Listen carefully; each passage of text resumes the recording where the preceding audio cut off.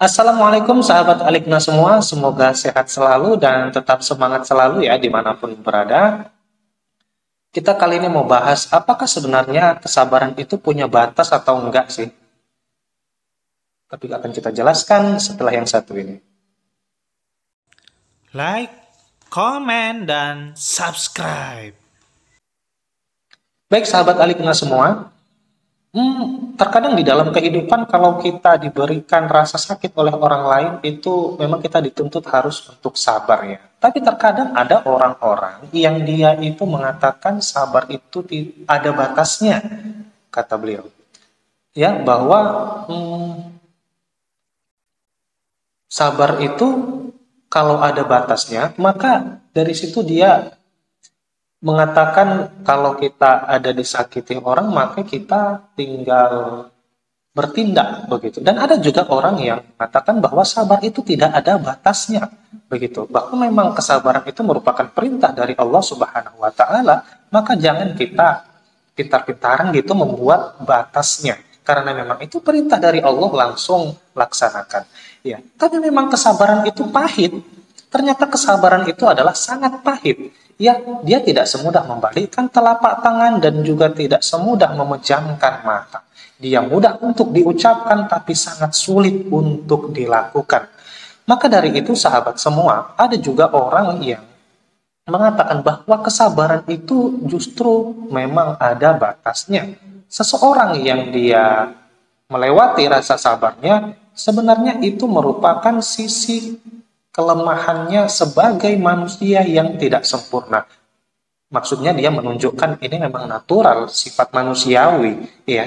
Sisi kelemahan manusia sebagai insan atau ciptaan yang tidak sempurna itu membuat dia tidak bisa menahan sabarnya, sehingga kesabaran itu ada batasnya. Tapi kali ini kita mau bahas sebenarnya kesabaran-kesabaran itu ada bagian-bagiannya.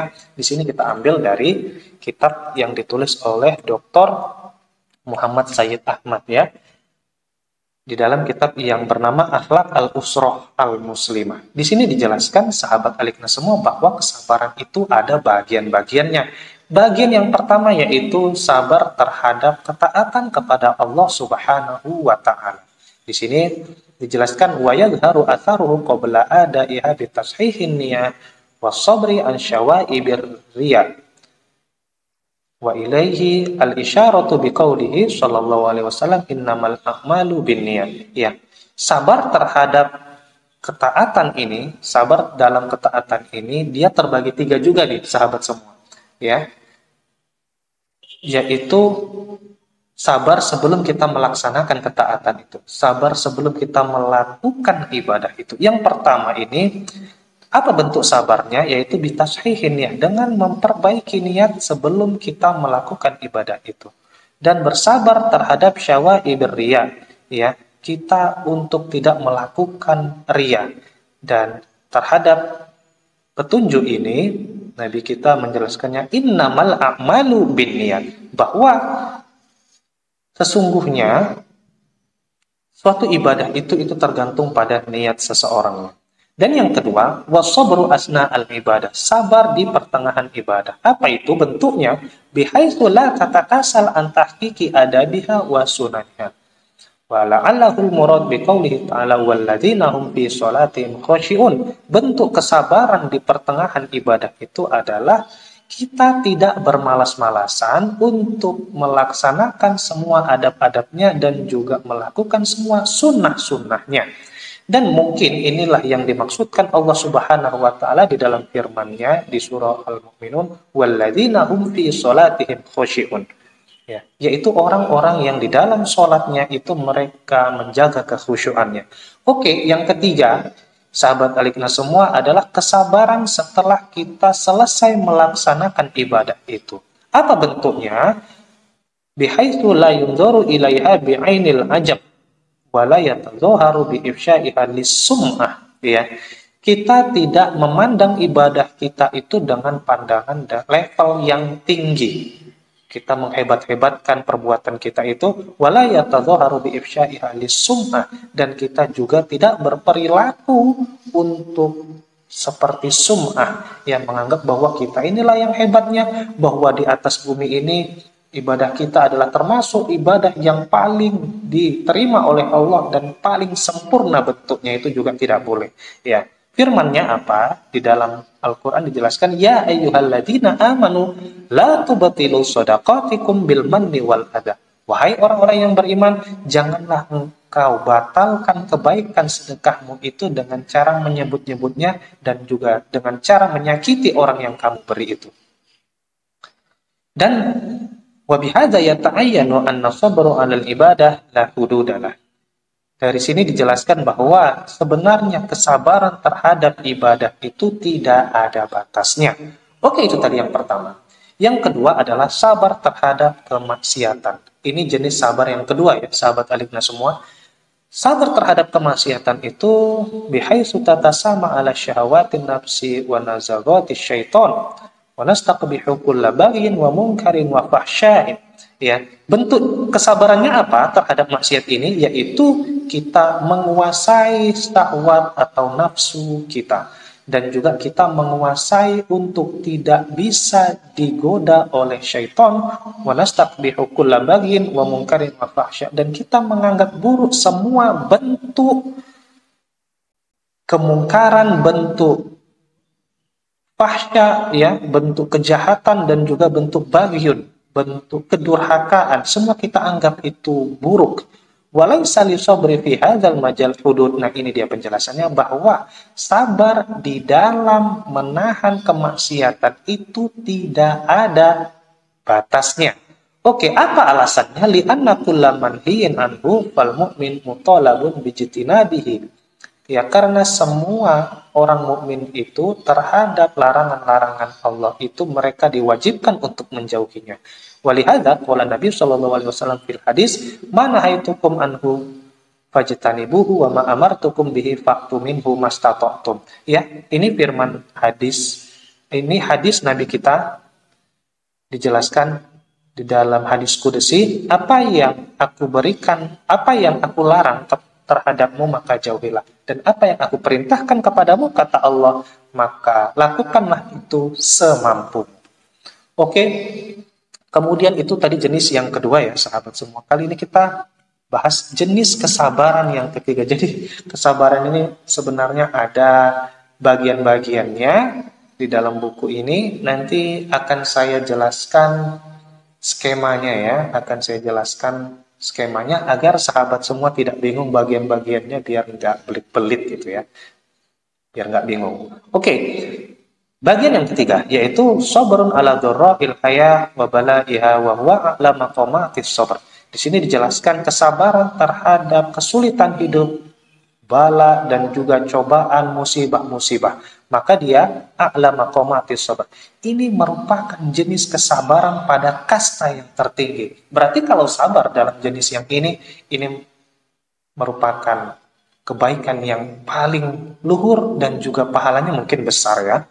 Maka di sini ayatnya apa dijelaskan, wala nabluwakum bisyai'im minal khaufi wal ju'i wa naqsin minal amwali wal anfusi was samarat wa basyiris sabirin alladzina idza asabatuhum musibah qalu inna lillahi wa inna ilaihi raji'un ulaika alaihim shalawatun min rabbihim wa rahmah wa ulaika humul muhtadun. Ya, ini dijelaskan di dalam surah Al-Baqarah ayat 155 sampai 157, yang artinya yaitu kami akan mengujimu dengan sedikit rasa takut, rasa lapar, kekurangan dari harta, kekurangan jiwa, ya, dan juga kekurangan buah-buahan, dan berikanlah kabar gembira itu kepada orang-orang yang sabar. Siapa orang yang sabar itu? Alladzina idza asabatuhum musibah, yaitu orang-orang yang apabila mereka ditimpa musibah, mereka mengatakan inna lillahi wa inna ilaihi raji'un. Sesungguhnya kami ini dari Allah dan kepada Allah lah kami kembali.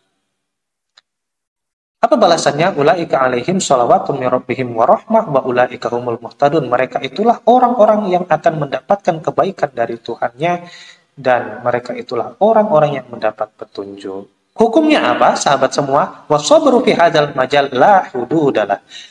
Ya, kesabaran dalam hal ini menahan kesulitan hidup, ya, cobaan dan juga musibah, ini merupakan kesabaran yang tidak ada batasnya. Oke, tidak ada batasnya ya. Apa disebutkan di dalam hadis ya, Nabi kita berdoa, as'aluka minal yakini ma tuhawwinu bihi ala masaibid dunya. Di sini dijelaskan ada solusinya. Apa solusinya itu? Yahtaju ila husnil yakin. Walihada warada fi du'a al-maksur anin nabi an sayyidina Rasulillah sallallahu alaihi wasallam. Ya, kesabaran di dalam hal ini ya, terhadap musibah, cobaan itu kita membutuhkan husnul yakin atau kita menyebutnya dengan istilah husnuzon. Ya, maka dari itu Nabi kita berdoa, as'aluka minal yakini ma tuhawwinu bihi ala masaibid dunya. Aku memohon kepadamu ya Allah suatu keyakinan yang dapat menenangkan aku dari segala musibah-musibah di dunia. Oke, itu tadi dia jenis yang ketiga. Yang pertama, yang kedua, yang ketiga itu tetap tidak ada batasnya. Ya sahabat semua. Oke, sekarang jenis kesabaran yang keempat. Nah, di sini terjadi perbedaan sahabat semua. Ada orang yang mengatakan itu ada batasnya dan ada yang mengatakan bahwa kesabaran itu tidak ada batasnya. Apa itu jenisnya? Yaitu sabar terhadap adzan nas. Sabrun ala adzan nas, yaitu sabar terhadap rasa sakit yang diberikan oleh orang kepada kita. Ya, kalau kita disakiti hati kita oleh orang lain, fi muamalatihim, kalau kita bersahabat atau bermuamalah dengan mereka, wahuna yumkinu ayyakuna lisabri hudud. Tapi di sini penulis mengatakan mungkin masih mungkin di dalam kesabaran terhadap kezoliman orang lain ini ada batasnya. Mungkin ada batasnya di sini. Fafariqum minan nas yattakhidhu minha halata qaulihi ta'ala. Sebagian orang ada yang mengatakan di sini ada batasnya karena mereka mengambil dalil dari firman Allah di dalam surah Asy-Syura ayat 41 yang berbunyi, A'udzubillahi minasyaitonir rajim. Wala man intasara ba'da dzulmihi fa ulaika ma 'alaihim min sabil.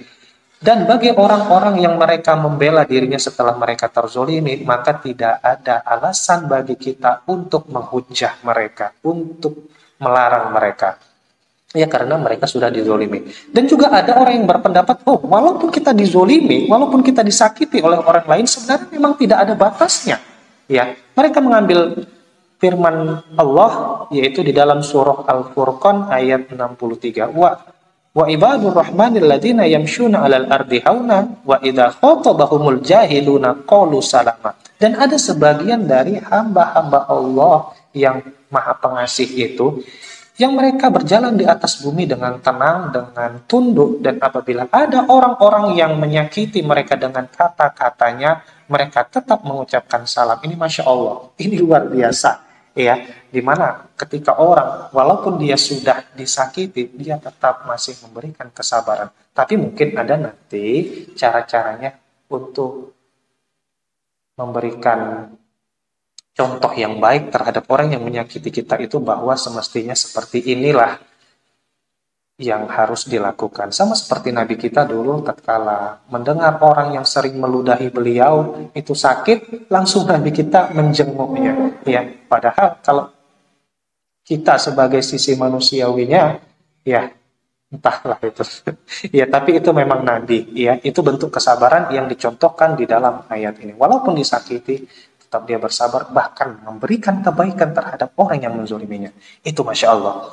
Oke, baik sahabat semua. Kenapa kok kita, walaupun kita disakiti, tapi kita tetap harus bersabar? Ya, mengatakan bahwa sabar itu tidak ada batasnya. Di sini ada alasannya. Walihada kana husnul khuluq antasila man qata'aka wa tu'ti man haramak wa tasfu amman zolamak.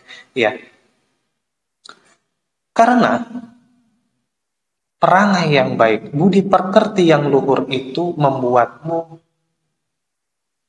berperilaku menyambung tali silaturahim kepada orang-orang yang memutusnya, dan engkau memberikan orang-orang yang pelit atau tidak mau memberimu, dan juga engkau memaafkan orang-orang yang menzolimu. Ya, memaafkan orang-orang yang menzolimimu. Maka inilah satu alasan di mana orang-orang yang memang perangainya baik itu bagi mereka tidak ada batas di dalam kesabaran. Baik sahabat Alikna semua, mudah-mudahan ini bermanfaat bagi kita semua ya.